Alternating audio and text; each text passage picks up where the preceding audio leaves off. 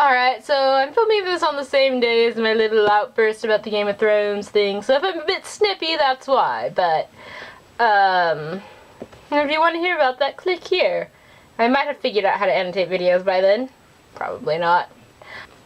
I'm going to do another manga first impressions. This one of D.N.Angel by yukiru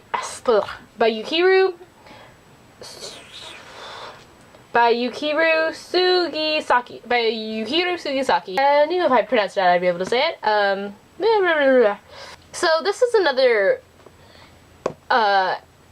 manga series that I'm starting reading after watching the anime. I watched the anime back in high school, I think. The main character, Daisuke, as seen on the cover, comes from a long line of thieves, and all of the boys in his family have this genetic code that awakens a person named Dark, who basically is a master thief, and then they steal paintings until the point in time that they fall in love and Dark's DNA is silenced in them. Will fall in love and get the person to return their love, and then Dark's DNA is silenced within that particular member of the family. I believe that's supposed to be Dark on the cover, but as far as I knew, Dark had dark hair. One of the ones that overestimate the ability of children.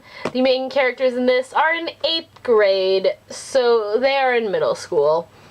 And the main characters are Daisuke, who becomes Dark, is Riku and Risa, twin sisters, one the pretty kind and the other the sporty kind. Then there's Satoshi, who is, or is it Satori? I say his name wrong every time. This isn't one of the ones that have the characters in the front. Oh, actually it does. Satoshi, who is part of the police force.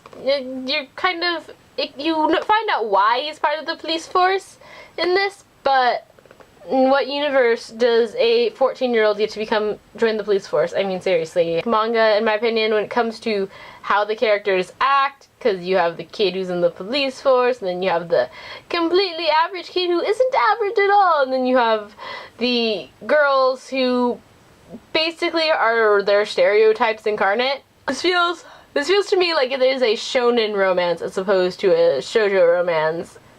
But that is my first impression of the manga series. I'm still going to continue it because it is good, and I will say that at the end of both of these volumes, they had side stories that were written by the author. Kind of annoyed by the other stories in there, because this is the same size as the Fruits Basket manga, but there's actually less in here because there are other stories in here.